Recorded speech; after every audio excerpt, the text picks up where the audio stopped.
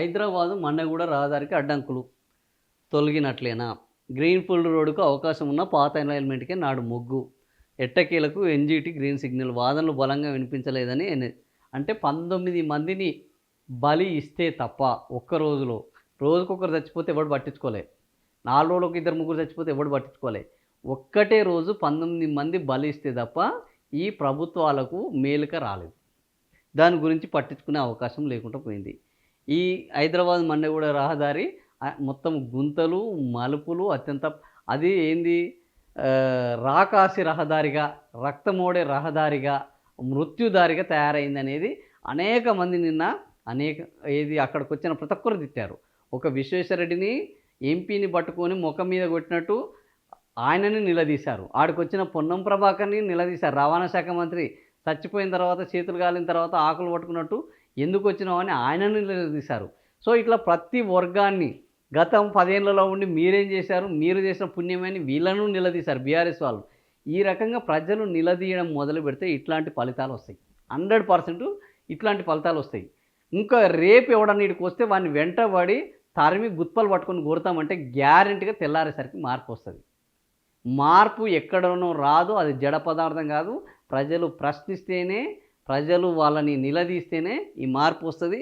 ఈ మార్పు ఈరోజు నిన్న 19 మంది చనిపోవడము, దాని మీద కేంద్రం నుంచి గ్లోబల్ నుంచి లోకల్ వరకు అందరూ స్పందించడము, దాని మీద ఈరోజు వాదనలు బలంగా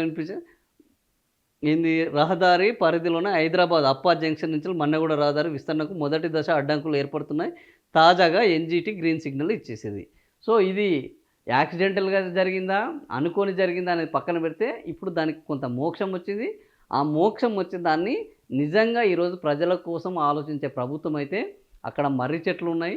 ఆ మర్రి చెట్లను రీలొకేట్ చేసి కావాల్సినంత విస్తరణ చేసి ప్రజలకు ఈ ప్రమాదాలు జరగకుండా ఆ రోడ్డును డెవలప్ చేయాలి. రహదారి పొడవు 46 కిలోమీటర్లు, ఖర్చు 785, పైపు కల్వర్టులు 35, బాక్స్ కల్వర్టులు 77, అండర్ పాస్లు 17, మొత్తం బైపాస్ రహదారులు చేవెళ్లకు 6 ఉన్నాయి, మోయినాబాద్కు 4 ఉన్నాయి. సో, ఈ రకంగా దానిది ఓవరాల్గా ఆ రహదారికి కొంత మోక్షం లభించింది. ఇక్కడ ఎన్ని ఉన్నాయి? ప్రముఖుల నుంచి ఒత్తిళ్ళు వల్లేనా ఏదైనా రోడ్డు విస్తరణకు కొత్తగా రోడ్డు అలైన్మెంటు డిపిఆర్ చేయాలి. అందులో రహదారి అలైన్మెంటు 4 ఆప్షన్లు, వాటి నుంచి రోడ్డు విస్తరణకు ఆటంకాలు లేని ఆప్షన్ ఎంపిక చేయాలి. ప్రముఖుల నుంచి ఒత్తిళ్లు ఉండడంతో అధికారులు చివరకు ప్రస్తుతం ఉన్న 2 వరుసల రహదారిని 4 వరుసలుగా విస్తరణకు సంబంధించిన అలైన్మెంట్ వైపు మొగ్గు చూపినట్లు ప్రచారం జరిగింది. ఎన్హెచ్ఏఐ 4 వరుసల రహదారి నిర్మాణ ప్రక్రియ ప్రారంభించగా పలువురు జాతీయ హరిత ట్రిబ్యునల్కు వెళ్లారు. ఈ రహదారిలో 915 మర్రి వృక్షాలు ఉన్నాయి. 2021లో ఎన్‌జీటీలో కేసు వేశారు. సో, ఇప్పుడు 2022 మే నెలలో నిర్మాణదారుతో అగ్రిమెంట్ జరిగింది.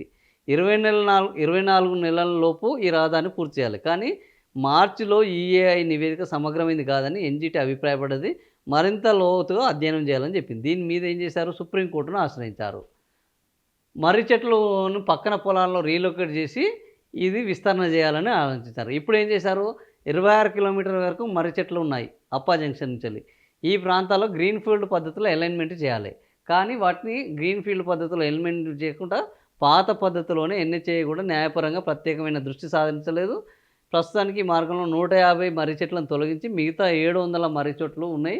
ఆ 765 మర్రి చెట్లు ఉన్న చోట విస్తరణ లేకుండా ఇరుకుగానే చేసే పద్ధతిలో ఈ విస్తరణ జరుగుతుంది అంటున్నారు. దీని మీద కూడా ప్రజలు, అక్కడ ఉన్న స్థానికులు ఆ రోడ్డు ఇట్లా కాదు, మాకు 765 మర్రి చెట్లను రీలొకేట్ చేసి ఇది 4 వరుసల రహదారి చేస్తేనే ఈ ప్రమాదాలు, ఎందుకంటే అక్కడ ఉన్న స్థానికులే ఈ రోడ్డును ఎక్కువగా వినియోగించుకుంటారు. సో, ఎప్పుడైనా ఆ రోడ్డుకు సంబంధించి అక్కడ ఉన్న స్థానికులు అది వాళ్ళకు ఎంత బాగుంటే ఆ స్థానికులకు అంత అభివృద్ధి జరుగుతుంది, అంత ప్రమాద రహితంగా ఉంటుంది. రేపు వాళ్ళకు అంత అనుకూలంగా అక్కడ రియల్ ఎస్టేట్ కానీ మిగతా రవాణా వ్యవస్థ కూడా బాగుపడుతుంది. ఈరోజు ఈ చేయాల్సిన పద్ధతి ఈరోజు ఒక నిర్ణయం వచ్చింది. ఈ నిర్ణయం ఇంకా మరింత పకడ్బందీగా అమలయ్యే విధంగా అధికారుల మీద, అదేవిధంగా ప్రజాప్రతినిధుల మీద అక్కడి ప్రజలు ఒత్తిడి తీసుకొస్తేనే ఈ మార్పు అనేది సాధ్యం జరుగుతుంది. మొత్తానికి కొంతమేర అడ్డంకులు తొలగడము అనేది 19 మంది చనిపోయిన తర్వాత ఇంకో 5గురు పరిస్థితి విషమంగానే ఉన్నది. ఆ 19 మందితో పాటు 24 మంది హాస్పిటల్లో జాయిన్ అయ్యారు.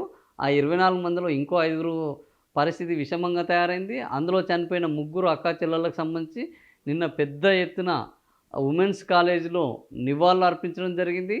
సో, ఇట్లాంటి అనేక హృదయ విదారకమైన సంఘటనలు నిన్న ఆ బస్సు యాక్సిడెంట్‌లో చనిపోయిన ఈ మృతులకు సంబంధించిన కుటుంబాల్లో ఉన్నాయి.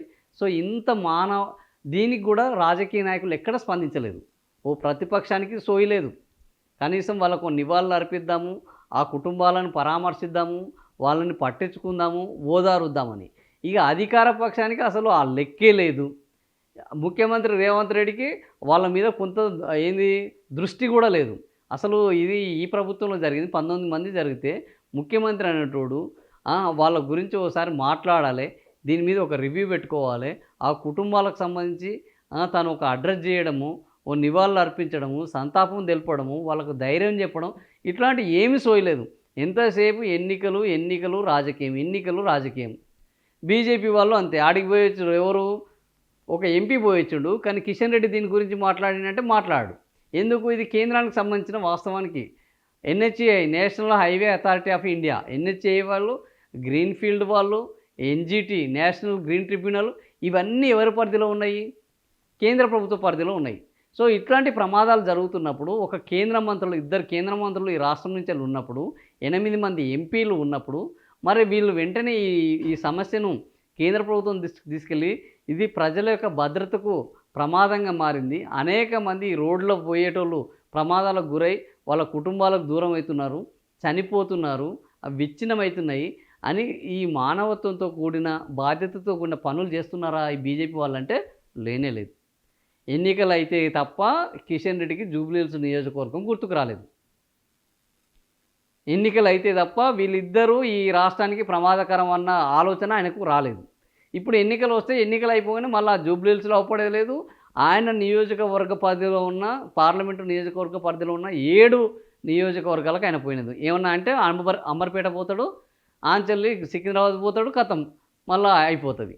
మిగిలిన నియోజకవర్గాలు ఏమయ్యాయనంటే ఆ నియోజకవర్గాల వంక చూసే పాపన పోయేది లేదు. జనాలు కూడా ఎట్లా ఓట్లేస్తున్నారు, కేంద్రంలో వాళ్ళు రావాలి కాబట్టి ఓట్లేశాడు. కిషన్ రెడ్డి గెలవాలని ఓట్లేదు. నరేంద్ర మోడీ బాగా చేస్తున్నాడని ఓటేశాడు. ఆయన కూడా కిషన్ రెడ్డి కూడా అట్లే చేస్తున్నాడు. నన్ను చూసి ఓటేసిరా, ఆయనను చూసి ఓటేసిరా, ఆయనే చూసుకుంటాడు అన్నట్టు ఆయన వివరిస్తున్నాడు. సో యథా రాజా తదా ప్రజ అన్నట్టు ఇప్పుడు యథా ప్రజ తదా రాజా అని, మీరు నన్ను చూసి ఓటేయలేదు కాబట్టి నేను నిన్ను పట్టించుకోను అన్నట్టు ఆయన వ్యవహరిస్తున్నారు. సో ఇప్పుడు ఎన్నికలకు, జూబ్లీహిల్స్ ఎన్నికలకు ఆయన వచ్చి కార్నర్ మీటింగులు పెడుతున్నారు, అపార్ట్మెంట్ మీటింగులు పెడుతున్నారు. వీళ్ళిద్దరి వల్ల ప్రమాదం ఉంది, వీళ్ళిద్దరి వల్ల అభివృద్ధి కాదు. మరి వాళ్ళ అభివృద్ధి అయితే వాళ్ళు అభివృద్ధి చేసింది ఏంది? ఈ కనీసము ఈ మృతులకు సంతాపం కూడా ప్రకటించలేని దిక్కుమాలిన వ్యవస్థలో ఈరోజు ఈ రాజకీయ నాయకులు ఉన్నారు.